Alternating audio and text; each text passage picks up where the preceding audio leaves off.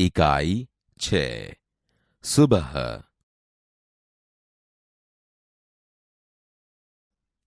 बाल दोस्तों, आपने कई सारी कहानियां सुनी होगी। आज हम एक ऐसा प्रसंग सुनेंगे जो आप सबको जीने का जज्बा देगा। एक लड़की की हिम्मत कैसे अपनी विकलांगता को हावी होने से बचाती है। तो चलो, सुनना है ना। प्रसंग कथा। सुबह सुबह रेशमा ने देखा कि घर के सभी लोग सफाई में व्यस्त हैं। कोई सामान झाड़ रहा है तो कोई मकड़ी के जाले उतार रहा है। रेशमा ने सोचा, जरूर आज कोई खास बात है। मां, आज कोई खास बात है? सब इतनी सुबह उठकर घर की सफाई में जुटे हैं। रेशमा ने उत्सुकता से पूछा। हां बेटिया रानी, त्योहार के दिन हैं। भूल गई क्या? पहले से ही साफ सफाई हो जाए तो अच्छी तरह त्योहार का आनंद ले पाएंगे। मां ने प्यार से रेशमा के गाल को सहलाते हुए कहा। ओह, मैं तो एकदम भुलक्कड़ हो गई हूं। पर मां, आपने मुझे तो कोई काम सौंपा ही नहीं। मैं क्या करूं? बताओ मां। अच्छा, चलो पहले नहा धोकर तैयार हो जाओ, फिर बताऊंगी। बहुत से काम हैं। मैं भी आपकी मदद करना चाहती हूं, मां ने कहा। रेशमा ने रुआंसे स्वर में कहा। मदद तो मैं जरूर लूंगी। मैंने तुम्हारे लिए कई काम सोच रखे हैं। नहा धोकर नाश्ता कर लो, फिर बताऊंगी। कहते कहते मां ने उसकी पहिए वाली कुर्सी पर बैठा दिया। रेशमा ने अपने पहिए वाली कुर्सी को धीरे धीरे धकेला और अपने दैनिक कार्यों में लग गई। रेशमा जब 5 साल की थी, तभी से उसके दोनों पैर काम नहीं करते थे। उसे बहुत तेज बुखार हुआ और घुटनों से नीचे दोनों पांव एकदम बेजान हो गए। बहुत इलाज करवाया, पर रेशमा के पांवों में जान नहीं आई। उसे पोलियो हो गया था। रेशमा बहुत हिम्मत वाली लड़की थी।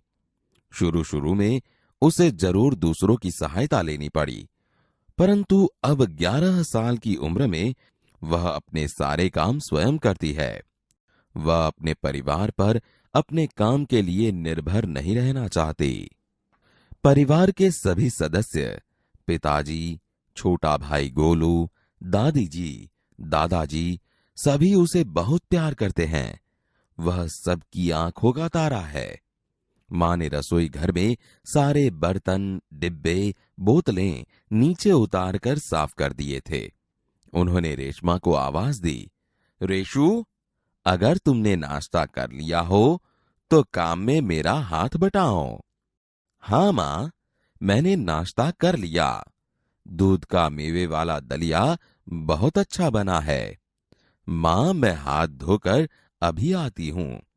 रेशमा अपनी कुर्सी को धकेलते हुए रसोई घर में पहुंची। रेशमा मां को बर्तन डिब्बों पर लेबल लगा लगाकर पकड़ाती गई और मां उन्हें व्यवस्थित ढंग से सजाती गई। रसोई घर फिर से चमचमाने लगा। पिताजी दफ्तर चले गए। मां को लड्डू बनाने के लिए कुछ जरूरी सामान चाहिए था। गोलू तो बहुत छोटा है। दादी जी, दादाजी बहुत बुजुर्ग हैं। अब सामान लाए कौन? मां परेशान थी। रेशमा ने कहा, सामान मैं ले आऊंगी। बस आप मुझे सामान की लिस्ट और एक थैला दे दीजिए। तुम ले आओगी अकेली? मां ने पूछा। हाँ मां, एक बार पहले भी तो लाई थी। रेशमा की आवाज में दृढ़ता थी।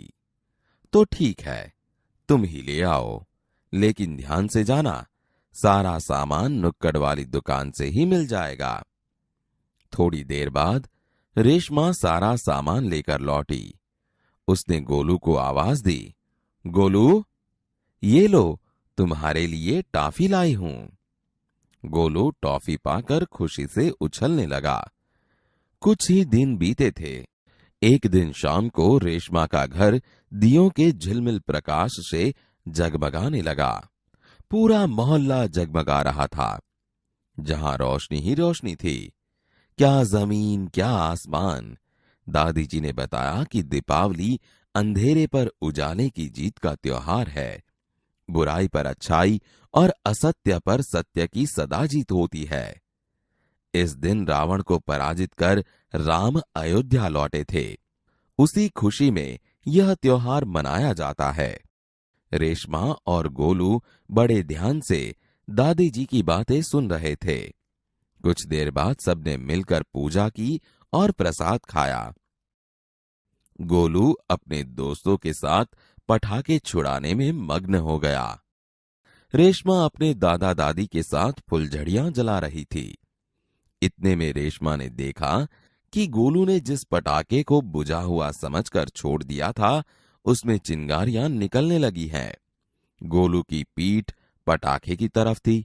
रेशमा चिल्लाई, गोलू गोलू बचो, तुम्हारे पीछे पटाखा है। पटाखों के शोर में रेशमा की आवाज दब गई। सबसे पहले रेशमा जल्दी जल्दी कुर्सी को धकेलती गोलू के पास जा पहुंची। उसने गोलू को जोर से धक्का दिया और खुद आगे निकल गई। अपनी कुर्सी की गति के कारण धड़ाम जोर का धमाका हुआ। रेशमा की फुर्ती ने गोलू को जलने से बचा लिया। गोलू को कुछ समझ न आया कि उसे धक्का किसने दिया और क्यों।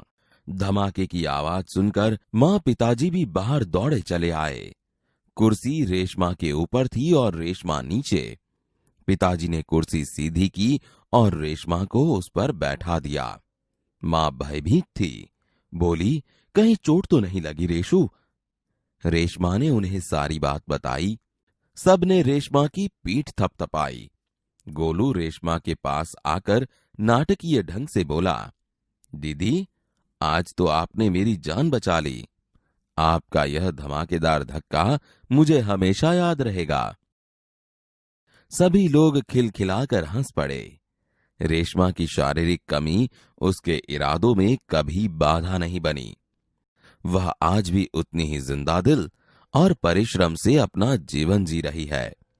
उसकी हर सुबह नई सुबह होती है। वह हर सुबह अपने काम में नए इरादे से जुट जाती है।